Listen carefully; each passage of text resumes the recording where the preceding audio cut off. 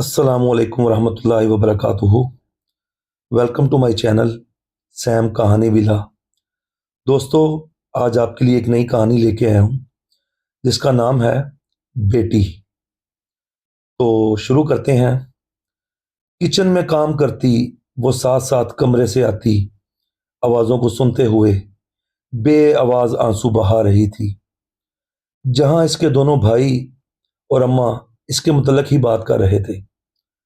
आज फिर सारे काम करने के बावजूद भी अम्मा ने इसे गालियों से नवाजा, लेकिन इसके आंसुओं की वजह यह नहीं थी, क्योंकि यह तो रोज का मामूल था। इसके आंसुओं की असल वजह तो वो आने वाला रिश्ता था जिससे इनकार पर अम्मा ने गालियां देने के साथ सीधा इसके किरदार पर इल्जाम लगा दिया था। बगैरत की बच्ची, बोल, उसको अपना रिश्ता लेकर आए जिसकी वजह से तूने इनकार कर रही थी। इससे पहले हमारा मुंह काला करवाए तुझे चलता कर दूंगी। अम्मा के अल्फाज फिर याद आते ही इसके रोने में रवानगी आ गई थी। कोई और क्या इस पर कीचड़ उछालता, इस काम के लिए इसके अपने ही काफी थे। अपने आंसुओं से भरी आंखों को हाथ की पुश्त से रगड़ा और एक बार फिर रोटी बेलने लगी, मगर जल्द ही हाथों की हरकत रुकी थी कि एक बार फिर आंसू आंखों में उतरकर हर मंजर को धुंधला कर गए थे। मोहल्ले में मौजूद चौथे नंबर पर बने इस घर में अशफाक खटक अपनी बीवी और 3 बच्चों के साथ एक अरसे से रह रहे थे। इनके बच्चों में पहले नंबर पर इनका बड़ा बेटा जिब्रान, जो आई कॉम के बाद कंपनी में जॉब करने लगा था। वहीं दूसरे नंबर पर इकलौती बेटी अरीबा, जो अभी कॉलेज में थी। और तीसरा और आखिरी बेटा रिजवान, जो 10वीं जमात में जेर तालीम था। इस छोटी सी फैमिली में यूं तो अशफाक खटक घर के सरबराह थे, मगर घर में इनसे ज्यादा इनकी बीवी सीमा बेगम की चलती थी, जो बेटी के आगे अपने दोनों बेटों को ज्यादा अहमियत देती थी। पर जब कभी इस बात पर अशफाक खटक इन्हें टोक देते तो वो फौरन पंजे तेज करती मैदान में उतर आती थी। आप बीच में नहीं बोला करें, आपकी शय पर बिगड़ती जा रही है वो। इन बातों का नतीजा ये निकलता कि अशफाक खटक फिर सारे मामलात में गैर जानिबदारी से काम लेते थे। तो दूसरी तरफ वक्त गुजरने के साथ अम्मा की जुबान से अदा होते अल्फाज बेटों के मुंह में भी आने लगे थे। और कभी कभी तो दोनों भाई किसी न किसी बात पर अरीबा पर हाथ साफ भी करने से बाज नहीं आते थे, जिस पर वो मासूआए आंसू बहाने के और कुछ ना कर पाती कि यहाँ सुनने वाला कोई था ही नहीं।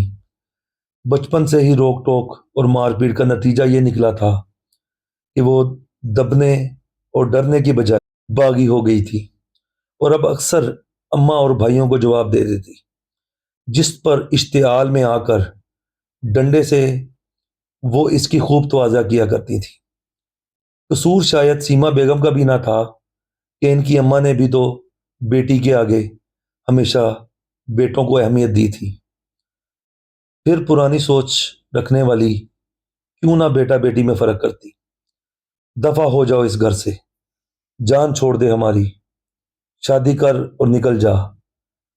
आज फिर किसी बात पर सीमा बेगम को गुस्सा आया था, जिस पर वो फिर इसे तानों और गालियों से नवाज रही थी। कहाँ जाऊं, घर से भाग जाऊं, जबत जवाब दे गया तो इसकी भी आवाज निकलती थी, अबे क्या शोर मचा रखा है, छुट्टी वाले दिन भी घर में सुकून से नहीं रह सकते।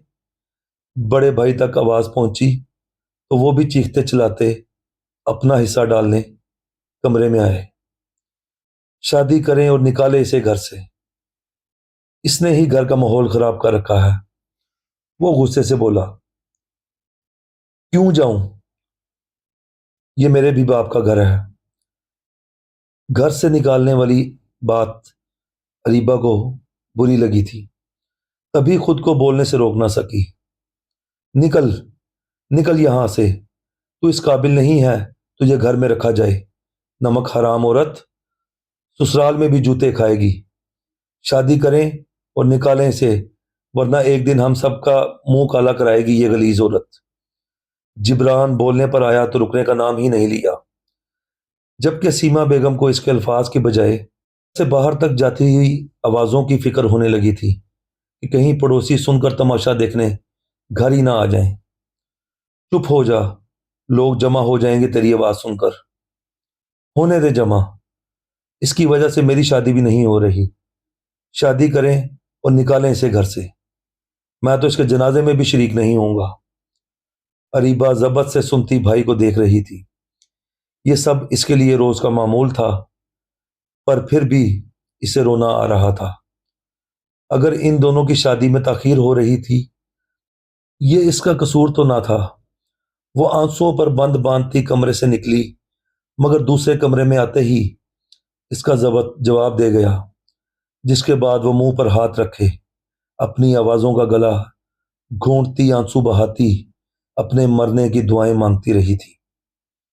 اس کے مرنے کی دعائیں تو قبول نہیں ہوئی تھیں، مگر جلد ہی اس کا ایک اور رشتہ آ گیا تھا، جس پر ناپسندیدگی کے باوجود اس نے خاموشی اختیار کر لی تھی۔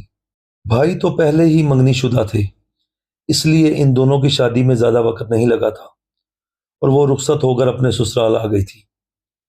شادی کے شروع تو سب ٹھیک رہا تھا کہ سب نئی نویلی دلہن کے ناز اٹھا رہے تھے، پر نہ جانے کیوں اپنے ماضی کی زندگی کو دیکھتے ہوئے اس کے دل میں خوف سا بیٹھ گیا تھا، جو اسے چین ہی نہیں لینے دے رہا تھا۔ وقت گزرنے لگا۔ جب اس کی شادی کو 1 سال سے تھوڑا اوپر کا وقت گزرا تو سسرال والوں کی طرف سے اولاد نہ ہونے کے طعنے ملنے لگے، جس کے بعد بات بات پر لڑائی جھگڑوں کا ایک نہ ختم ہونے والا سلسلہ شروع ہو گیا۔ اب اگر تم نے امی سے زبان چلائی تو مجھ سے برا کوئی نہیں ہوگا۔ رمیز کھا جانے والی نظروں سے اسے دیکھتا گرایا۔ وہ ابھی دفتر سے گھر لوٹا تھا، مگر گھر آتے ہی ماں کی طرف سے ملنے والی بیوی کی شکایتوں نے اس کا دماغ گھما کر رکھ دیا تھا۔ میں نے تو کچھ بھی نہیں کہا۔ وہی چپ، بالکل چپ۔ ایک تو اولاد نہیں دے سکی، اوپر سے زبان درازی بھی شروع کر دی۔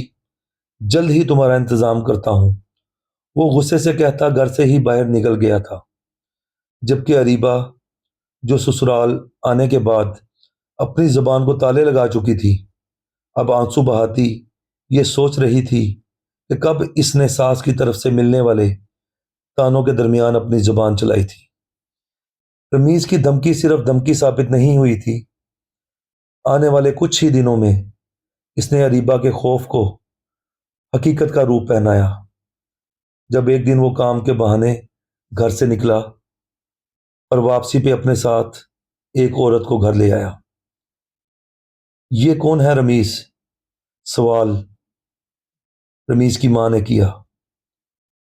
یہ آرزو ہے، میرے دفتر میں ہی کام کرتی تھی، ہم دونوں نے شادی کر لی ہے۔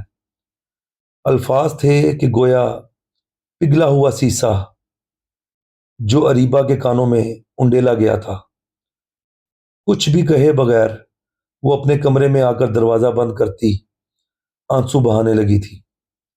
دل میں آیا کہ گھر والوں کو فون کر کے اپنے اوپر گزری اس قیامت کے بارے میں بتائے، پر سسرال میں بھی جوتے کھائے گی اماں اور بھائیوں کی باتیں یاد آتے ہی وقت کے اس ستم ظریفی کو بھی خاموشی سے سہ گئی کہ اس کے پیچھے لڑنے والا تو کوئی تھا ہی نہیں جو اس کے حق میں بولتا، اور پھر وقت یہاں تھما نہیں تھا۔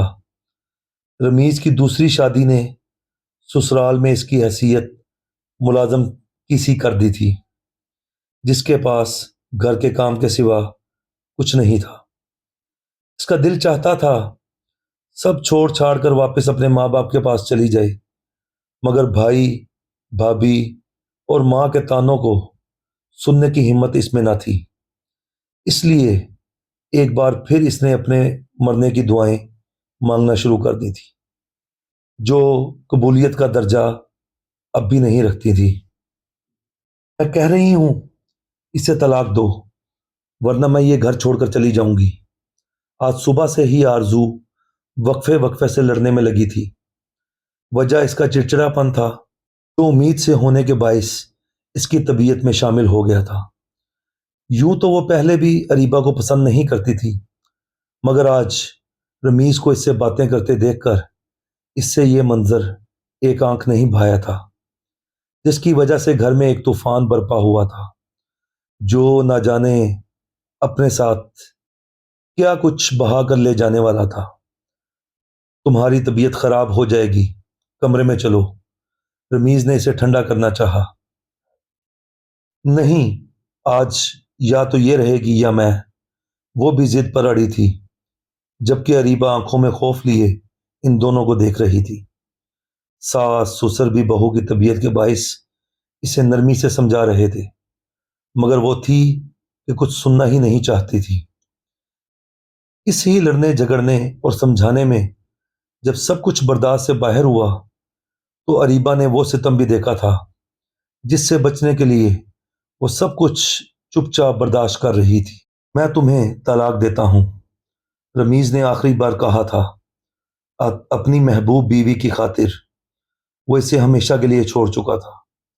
اریبہ نے ہارے ہوئے جواری کی طرح ایک نظر سب پر ڈالی، پھر اپنے سن ہوتے دماغ اور بے دم ہوتے قدموں سے چلتی ہوئی کمرے میں چلی آئی تھی۔ اس گھر سے ہمیشہ کے لیے جانے کی خاطر اپنی الماری کھول کر اس نے ہاتھ آگے بڑھایا تھا۔ نہ جانے اتنی ہمت کہاں سے آئی تھی کہ جو وہ پہلے نہیں کر پائی تھی، اب بنا سوچے سمجھے ہی کر گزرنے کا ارادہ رکھتی تھی۔ اماں، کاش میں بیٹی نہ ہوتی تو آج زندگی اتنی مشکل نہ ہوتی۔ کہنے اور سننے میں تو بہت اچھا لگتا ہے کہ بیٹیوں کے دو گھر ہوتے ہیں، لیکن میں بتانا چاہوں گی کہ حقیقت میں بیٹی کا کوئی گھر نہیں ہوتا جہاں وہ اپنے قدم جما سکے۔ اس کی بند ہوتی آنکھوں میں شکوہ ابھرا ہوا تھا، جس کے ساتھ ہی ہر طرف اندھیرا چھا گیا تھا۔ حرام موت مر کر ہمیشہ کے لیے جہنم کما لی، برداشت نام کی تو چیز ہی نہیں ہے آج کل کی لڑکیوں میں۔ ذرا ذرا سی بات پر خودکشی کرنے چل پڑتی ہیں۔ لوگ تو یہی کہیں گے سسرال والوں نے مار دیا۔